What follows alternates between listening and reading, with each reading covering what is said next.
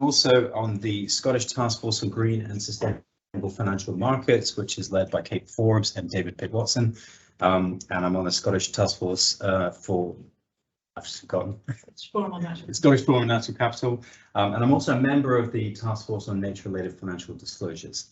So part of the discussion I'm very excited about today, being a member of the TNFD. We've had a lot of deliberations about how to get that framework right. So really interested to hear your feedback. So what I really wanted to focus on was, what is motivating action globally on nature and biodiversity, and in particular with respect to the business sector?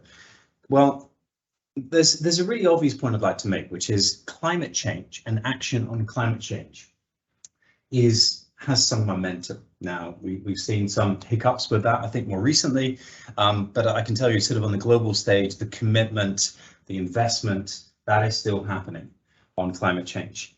But here's the truth, you cannot be net zero without being nature positive. If you look at the latest IPCC report on mitigation options that we have as a planet to reduce our emissions, you'll see that of the top 5 things that we can do, and these top 5 things, by the way, outweigh nearly everything else by an order of magnitude. Of the top 5 things we can do, 3 of them are linked to land restoration, stopping land degradation, and reforestation and preservation of nature. So the truth is, and not a lot of people really frame it this way, but we actually can't achieve our climate goals without really focusing on nature. And yeah, what do we focus on? Well, we focus on where there are investable opportunities like carbon capture and storage, like more wind farms. Now, wind and solar are the other 2 big ones. So that's big one. That's reasonable. That's reasonable.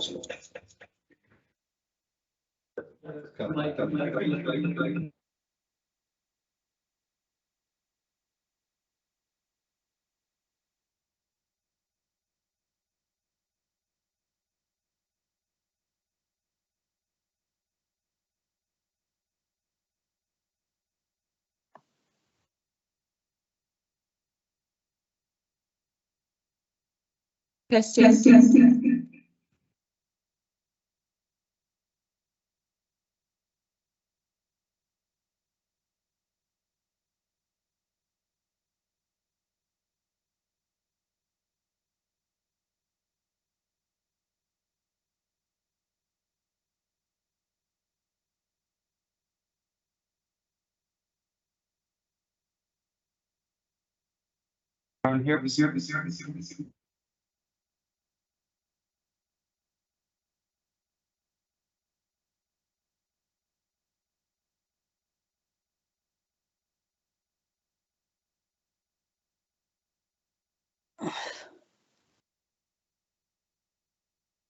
There is no sound.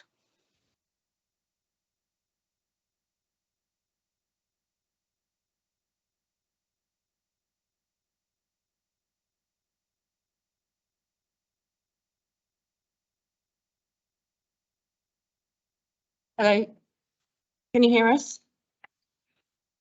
Yes, we can hear that. We heard that. Yes. Yes, okay, super. We're back again. Okay, cool. All right. So I was just saying, there's a lot of focus on climate intervention in ways that is investable. So carbon capture and storage, if you look at electric vehicles, all those things. But when you actually look at the benefit that those interventions provide, they're actually dwarfed by the benefit associated with addressing nature risk, addressing things like deforestation, addressing things like conservation of nature in various different ways. So I think that really we need to focus more on the intersection between climate and nature. And given that there is such a heavy emphasis on climate, we need to put more of an emphasis on nature. And that's part of the mission statement of the Task Force on Nature-related Financial Disclosures, is really to bring this agenda together. How can we do that more effectively? So, and in fact, that could create massive opportunity. The World Economic Forum produced a report earlier this year that said that making investments with nature positive outcomes create new business opportunities to the scale of $10 trillion annually and create 395 million jobs by 2030. That's not a trivial set of numbers. That's a pretty sizable opportunity for anybody. And there's also a downside to not addressing nature risk. You know, I mentioned that S&P Global is a rating agency, amongst other things. And my colleagues at S&P Global Ratings produced some exploratory scenarios that look at what happens to GDP when climate change has a serious impact and when we have degraded nature to significant effect. And what happens is we lose on average 4% of GDP. And in some countries that looks like 18%. Now, just to put that into context, 4% is more than the world lost in GDP during the pandemic. So this is a huge impact on the global economic environment if we actually destroy nature and we have disastrous climate change at the same time. So we need to address these things together. We need to address these things now. So how do we accelerate progress? Well, we have a really delicate balancing act happening right now. We have an energy trilemma. We have a balance between energy security, energy affordability, and energy transition. Frankly, probably what's winning at the moment is energy security and energy affordability over energy transition. That is all linked to climate. But how do we actually balance what we do with nature with respect to the action we have on climate change? And how do we bring those benefits of the $10 trillion a year and the 395 million extra jobs? Well, I think there are several policy movements happening at the same time at the moment. So you have COP15 happening in Montreal, which will galvanize the world's governments around really establishing the right framework for looking at nature, I hope, anyway. I've attended those COPs before and they've not necessarily done that, but that's my hope. And just prior to that, you have COP27, the climate COP, in Sharm el-Sheikh just before that. And I can tell you that the discussions that are happening in the climate space are really bringing in the nature agenda as well, because there is a recognition that you need to bring these benefits together, if you like. What will COP27 and COP15 deliver? Well, clarity on how we measure progress, in particular in the climate change COP. The governments have signed up to being very clear about both the plans to address climate change and what happens if you don't. Adaptation plans are being developed as well. So bringing those two things together, nature's featuring heavily in both. So measurement of progress is going to be a key thing. But actually on nature, we don't really have a clear set of goals. You know, I mentioned, you know, what is nature positive versus net zero. Net zero is actually quite clearly defined. Nature positive is not. It means many different things to many people. Some people talk about a global index of nature that is one number. Some people talk in the specifics. And part of the challenge with nature is it is locally specific. It's biome specific. That's part of the challenge. But I'm going to address that as well by saying, so is climate change. Think about the weather-related impacts that happen across the world. They are all local. They are all impacting the world in different ways. So climate change, although you can emit a ton of CO2 and say, well, that's the same everywhere, the impacts are very different in different places in the world. And that should be of concern to investors and banks, companies, governments, and everyone. So I think that both climate and nature are actually locally specific in some ways, and therefore we need to look at the local level. That makes it complicated. Doesn't make it impossible. It makes it complicated. So I think we need to look at the art of the possible when it comes to looking at location-specific information, context-specific information. How can we address that? And that is what the TNFD has been looking at, somewhat struggling with, I would say. How do you balance the complexity of looking at something at every point location in the world versus the opportunity of actually addressing this at scale? In some ways, you've got to lose to get, maybe, but actually we need frameworks that deliver on both. In the UK, we just have had another new Prime Minister. And I wanted to mention this because Rishi Sunak actually has, after the last COP, or just before the last COP actually, he did some interesting things that maybe went slightly under the radar, right? So he made it mandatory for large companies to produce transition plans on climate change. He also made it mandatory for big pension funds in the UK to report on that against the TCFD, the Task on Climate-Related Financial Disclosures Framework. The Financial Conduct Authority earlier this week has addressed greenwashing for funds. So it's no longer going to be acceptable to call your fund a nature fund or an ESG fund, unless you can back that up with real evidence. They've introduced a draft of fund labeling systems for UK funds. And the Advertising Standards Authority has hauled HSBC over the coals for making claims on climate change. So what does that all mean? That means heightened scrutiny for business, for the financial sector. And it means that actually that there really will be a little bit more focus on driving more transparency through the marketplace, more transparency about what business is responsible for, what businesses are doing to address risks. And I think that's real. I think you're going to find banks asking some pointed questions when you're going for your next loan. I think if you're not already, I think you're going to find fund managers getting a little bit nervous about making claims around what they're doing with their funds, more so than before. And so nature is definitely high on the agenda. In Europe, I was just in Europe at the European Business Summit on Nature, and Europe is launching a nature restoration law, which is the idea here is to have a positive impact on food security, food prices, and nature at the same time. So if you like a win-win, reducing reliance on fossil fuels in the food supply chain, agri-ecological practices for farmers, such as agroforestry, for example, and room for nature-based solutions within that context, in a carbon market context as well. And there's a new EU forest strategy for 2030 as well as part of the European Green Deal.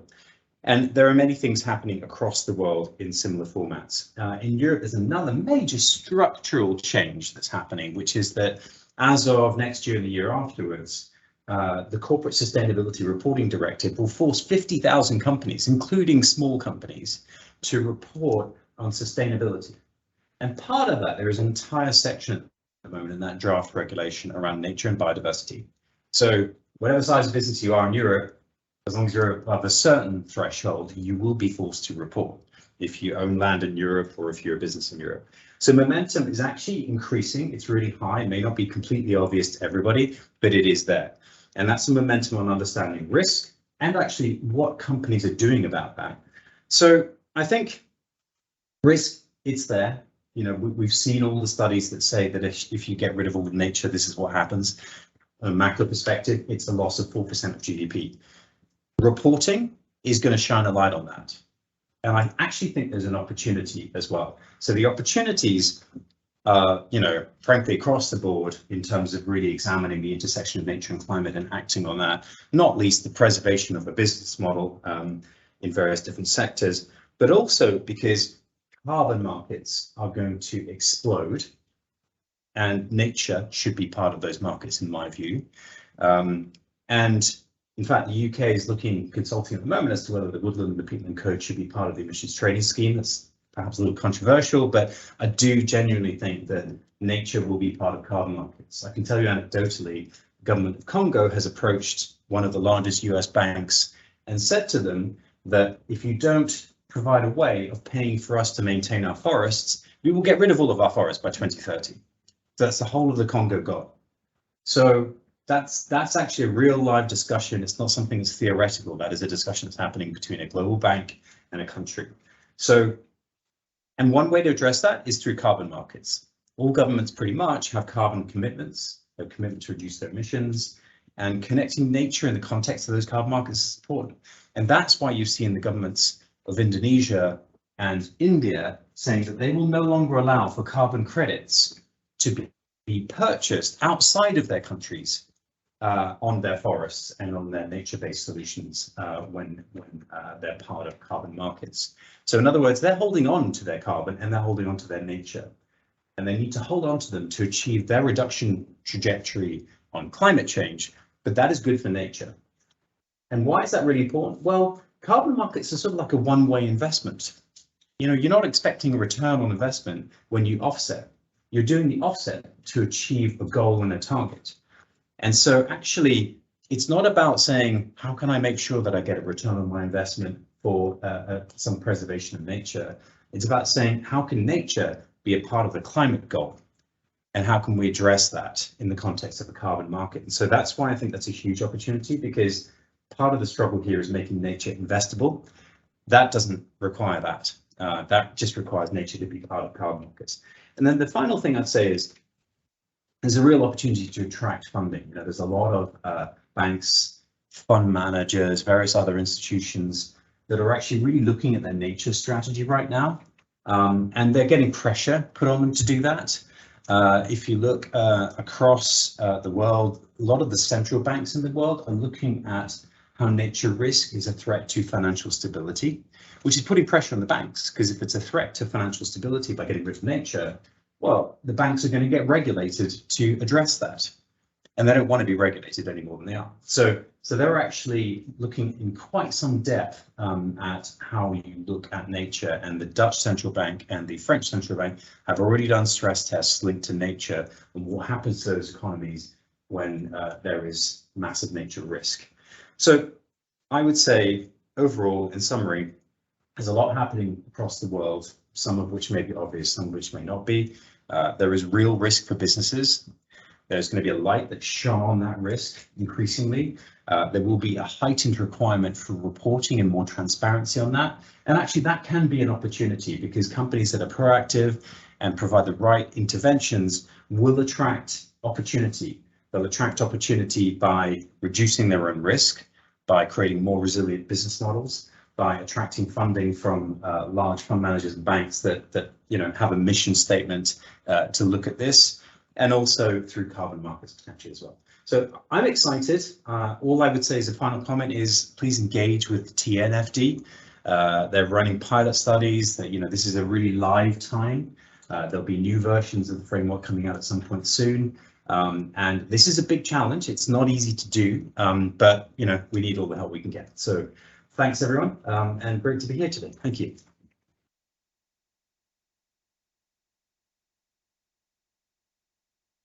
Thank you very much to Richard for that fascinating overview. I think for me, what I took away from that, among the many very important points, is, you know, there is a lot of momentum growing, even though most people can't see it. And I think that is a really important point to just hold in our minds.